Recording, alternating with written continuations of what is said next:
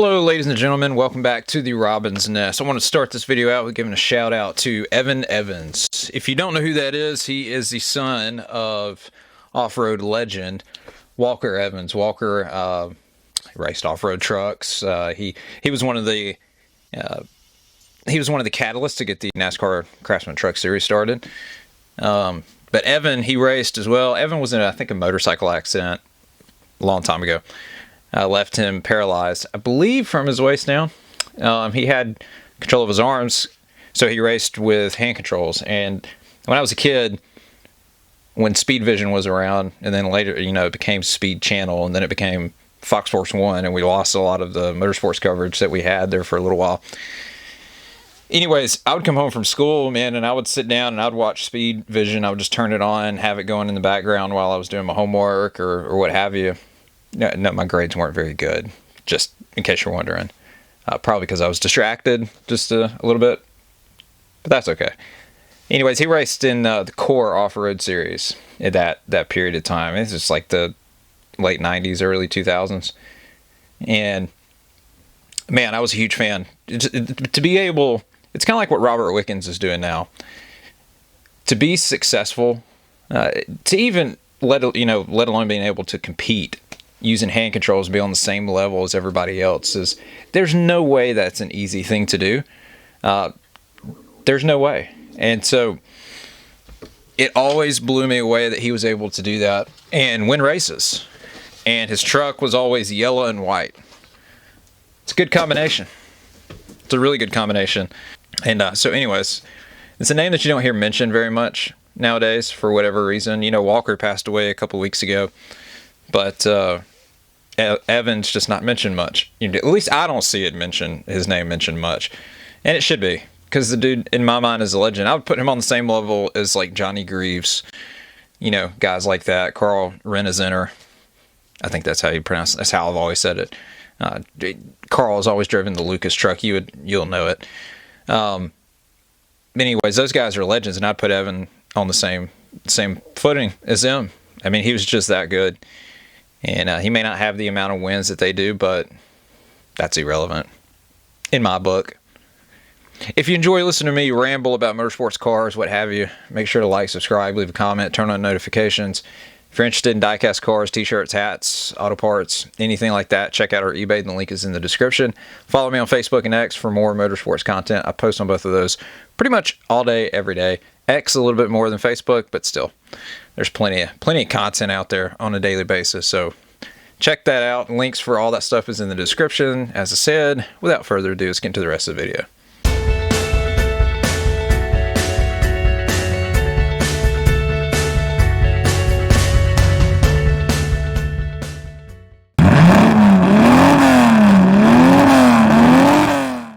So I didn't talk about this when it happened, but NASCAR and 2311 and Front Row had a preliminary injunction hearing, what have you.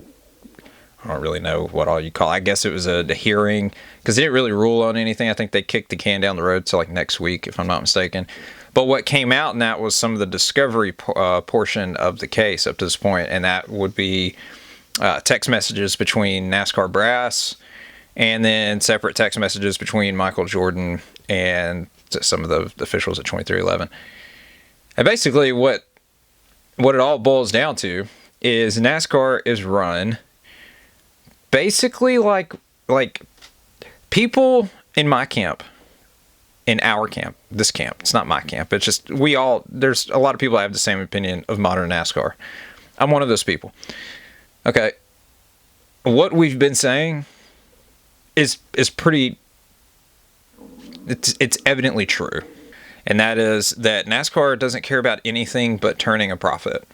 They don't care about the racing. They don't care about the product. All they care about is making money. And now understand that a business has got to worry about making money, obviously. You have to. But, at what expense? If your product turns into complete garbage, at some point down the road, you're not going to make money. So Steve O'Donnell had said something about talking to Lisa Kennedy about the negotiations with the charters, and that she didn't want to hear what he was trying to say, but he was basically trying to position NASCAR to where they would have a down the road when they have a rights renewal, TV and so on, that he wants them to make money, essentially is what he's saying. And it brings me back to a point that I've said before. Without these TV deals, NASCAR would be in serious trouble. And they've painted themselves into this box. When I was a kid, NASCAR was not solely dependent on TV contracts. Okay. Steve said something about we need to go back to the 1996 model, which is apparently not beneficial for the teams. It wouldn't be now. Back then the teams were heavily dependent on sponsorship to turn any kind of profit. But sponsors have balked at jumping into NASCAR, and we've had major sponsors leave the sport. Now you can chalk some of that up to economy and fluctuations in the economy, but it also has to do with the fact that NASCAR is not as popular as it was, for whatever reason. My personal belief is it's due to these gimmicks. I think the decline has coincided with playoffs. The economy went through a couple of rough patches there, but you look at other sports. Other sports are doing. Look at the NFL, and you can compare and contrast NFL and NASCAR, because in the early 2000s, NASCAR was on a trajectory. If they would have stayed the course, they would have been competing with NFL on numbers, viewership, attendance, so on and so forth. But they screwed that up, and now they're dependent on TV is what I'm trying to get to, and it's just it's not good, because that's why we have stage breaks, is because TV wants it. They want to squeeze in more ad breaks, and it's depressing. And I'm interested to see, everyone is, how this is going to pan out. If the teams win, what's going to happen in NASCAR at that point? Bell, the judge, said that what's at stake here is the charter system itself. NASCAR may also be forced to sell some of the racetracks that it owns. On the flip side of that, what's at stake is 2311 and Front Row could cease to exist. Without charters, if the charter thing stays in place as it is now, they don't have one. Monetarily speaking, it's not going to make sense for them to continue. So the stakes are high on both sides. But I've said this from day one. You just go straight back to when Brian incorporated this charter system. I said from day one that it was a joke. It was a terrible idea. It's not going to work.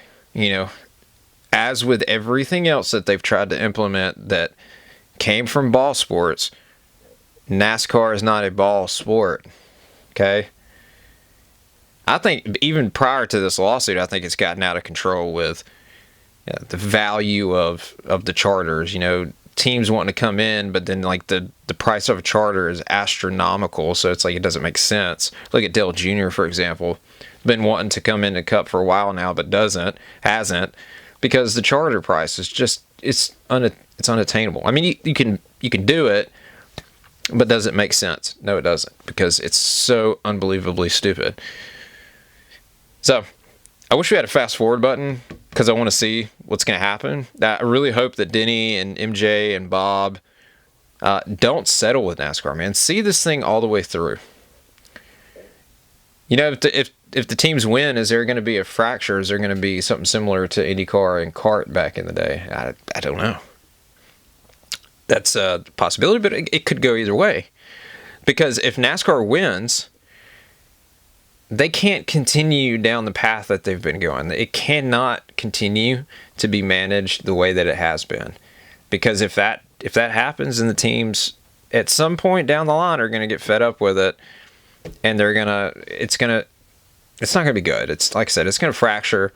It'll likely end up like that. But the problem is if you go to create a rival series. NASCAR owns all the major tracks in the country, so for the most part, I mean, the ones that are worth racing on as far as ovals are concerned. So you'd have a similar situation like SRX, where you're running little small bull rings in the middle of nowhere with, you know, bleachers so that seat like 500 people. That's an exaggeration on the low end, but you know, you get what I'm saying. That would leave you with those tracks and road courses. That's basically it. You know, any of the major ovals like a Bristol and stuff like that. Which I don't think NASCAR actually owns Bristol, but you know, the point is that the important tracks that you would want to run a stock car series on, you're not going to be able to. And to me, that's part of the monopoly thing right there, you know, in of itself. But I digress. I could talk about this all day.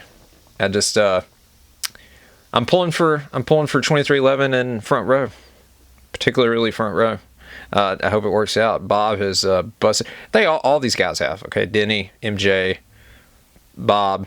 They've all busted their butt and invested a ton into the sport. So you know, I don't want to see them screwed. I'm biased in this because I've had an issue with the way that NASCAR has been managed for the past 20 years. I think it's high time that the France family give up ownership of the series and move on, or retain a small portion but not operating percentages, because it's just, you know, it's kind of to the point. It's kind of like when Bernie was running Formula One. I think Formula One had outgrown Bernie Ecclestone, and so he ended up selling to Liberty. So I think the same thing has happened in NASCAR. I think NASCAR it's just the France family doesn't know what they're doing. Number one, they're more concerned with money than they are product. I think Jim's heart is in IMSA, not NASCAR. Lisa just cares about the bottom line. Maybe Ben cares a little bit more about the racing side of it. It's hard to know, you know. Yeah, I think that time has just come, and we'll see what happens. So ETRC is racing in most, MOST. M-O-S-T. I don't know how you pronounce it. I would say most. I don't know. It's a European track, so they're going to pronounce it differently than us. Now, I watched it this morning, and one thing quickly became apparent to me. And so the first round was sunny, beautiful weather. They had no issues. They went out there and ran, and Norik Kish ended up winning the race. Shocking. I think they said that was like his 13th win this season. It's similar to like Brock Feeney in supercars. Like, unless something crazy happens, you know, he gets hung up in traffic. You know, the way that they do their grid positions is, I think they do qualifying, and that sets you up for the first race, and then do like an inversion for the second one based on how you finish. So anyways, if he gets stuck in traffic, then that's one thing. But if he doesn't, he's going to win every round. It's no different than Brock in supercars. But one thing became quickly apparent in the second round. The bottom fell out. Okay, so it was pouring down rain. Yet they were still out there racing. And if you've noticed, if you follow Formula One for any amount of time, these are two FIA sanctioned series, by the way. ETRC is fully sanctioned by the FIA. Formula One almost always refuses to race in the rain nowadays. Now, they'll wait till it stops raining. If the track's so wet, then they'll go out there and run. But if it's raining, I mean, they pretty much don't run. Unless something crazy is going on, they usually won't do it. And, you know, you hear all the stuff from people that are like, well, it's because of the new car, the graphics, the ground effects. Causes more of a roost, and it's more difficult to see, and so on and so forth. And then I've had people online tell me, well, I mean, if they can't see, if visibility's poor, well, yeah, the visibility is going to be poor. It's rain. Okay? It's rain. Like, you're not going to be able to see good in rain. I can't see good on the highway when it's raining. And I've got windshield wipers and I'm going 50 mile an hour. Okay? That's it. And then they'll hit me with the safety thing too. And I go back to, it's racing. Okay? It's an inherently dangerous sport. You can make it safer. It will never be safe. All right? We've raced in rain forever. and no one's had an issue up until 2014 when a freak accident happened. And so now everyone's got this trepidation about running in the rain. Okay? I've seen worse accidents happen in the dry than I have in the rain. You take the freak accident with Jules out of it, there have been worse accidents 100% in the dry. Okay? So all the arguments against running in the rain are nonsense to me. They're like non-starters. It's absolutely ridiculous. But you look at the ETRC running in the rain, these are semi-trucks. Okay? These things weigh a lot. If they get out of control, they're going to do some damage. Yet they're still out there running in rainy conditions. Why? Because it's racing. That's just, it's part of the game. You know, my thing is, and it's going to probably come into play this weekend, because I think the forecast in, where are they at? The Netherlands or Zandvoort, whatever the track's called. I think the forecast is for rain. So it's going to come into play tomorrow, almost certainly. Will they race in it? I don't know. I don't know. I hope they do. I hope they do. Because like I said, it's part of the game. And you have wet weather tires. Why have them if you're not going to use them? You know what I mean? It makes absolutely no sense to me. I want to talk about WRC. They're in, where are they at? Paraguay? One of those countries. I can't think of how to pronounce it. Anyways, I don't know what is going on with Hyundai, but Hyundai, man, they are a hot mess right now. I mean, some of it's bad luck, but Adrian Formo's he led the rally early. I mean, he looked really good, and then had a puncture, you know. Now, as far as the puncture stuff goes, now, that could just happen to anybody, obviously. But another aspect of that is, like, your tire pressure. You know, what kind of tire pressure you're running. The tires are really hard. You run over something, it's going to pop it easily. If it's a little bit softer, not so much. You still run that chance. And that's not anyone's fault. That just happens. Okay? I get that. But, like, Oit Tanik's car having the windscreen wipers flopping around in the wind on multiple occasions. Like, what are we doing? Did we go to McDonald's and hire our mechanic staff? Is that what we did?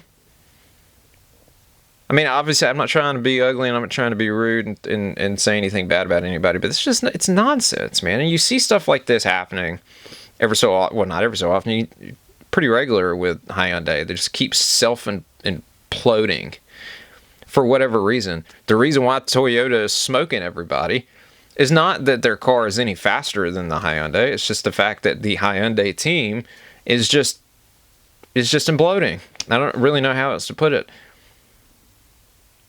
And that's across the board. It's not just the engineers and the mechanic staff, whatever. It's the drivers as well. You know, Oit has been super fast, but keeps making stupid mistakes, amateur mistakes. And look, I'm not trying to be rude and I'm not trying to be ugly. I'm just telling you like it is. All right? I like Oit.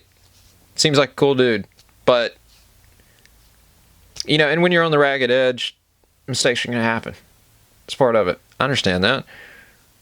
Look, it is what it is.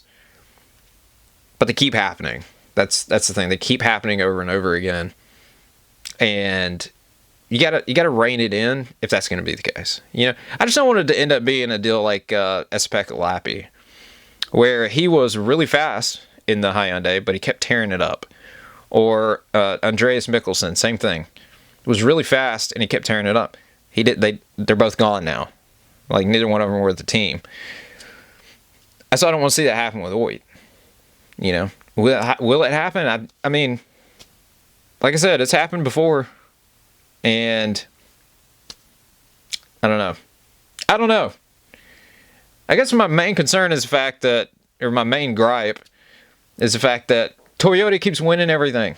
Can we do something, please, for the love of God, to beat Toyota? Like, it's just annoying at this point. I want to see some parity. Where Ford is out to lunch, so like I don't put any faith in them being able to do anything with Toyota. They've got young guys driving for them. McElern, whatever his name is, Josh. He's a rookie, and then Sex is a rookie, but he's not even running full time. But then Gregor Munster is in a second season, I think. And from a spectator's perspective, I don't see any improvement. So I would imagine that Gregor's probably not going to be around next year. I could be wrong. But they need to get someone with experience, to drive one of those cars.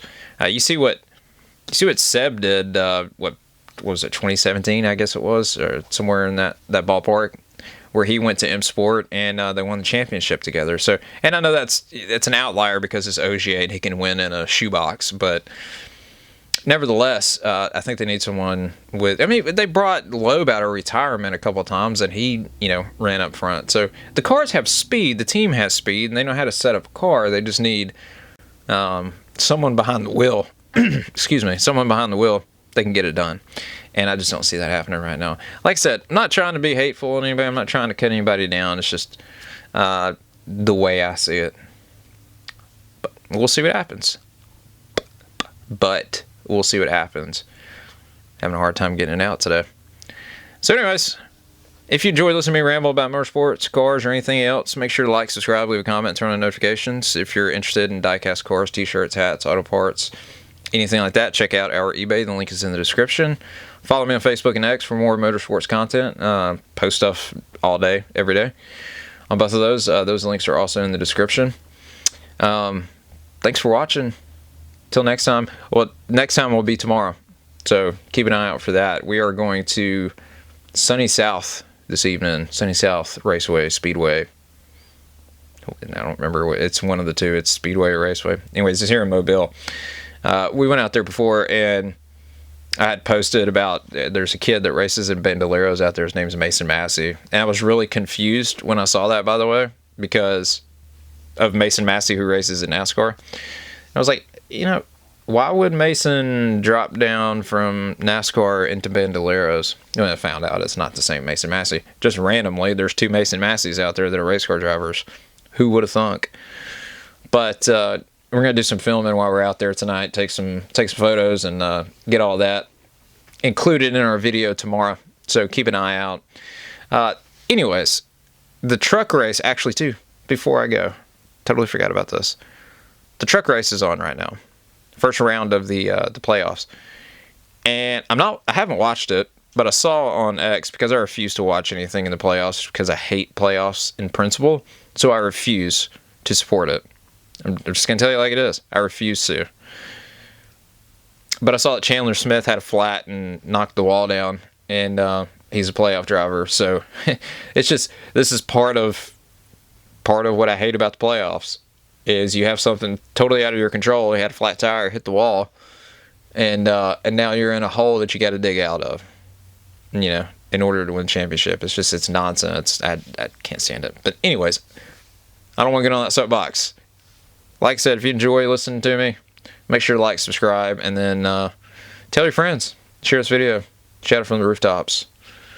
It's much appreciated. Until next time, we'll see you. God bless. Peace.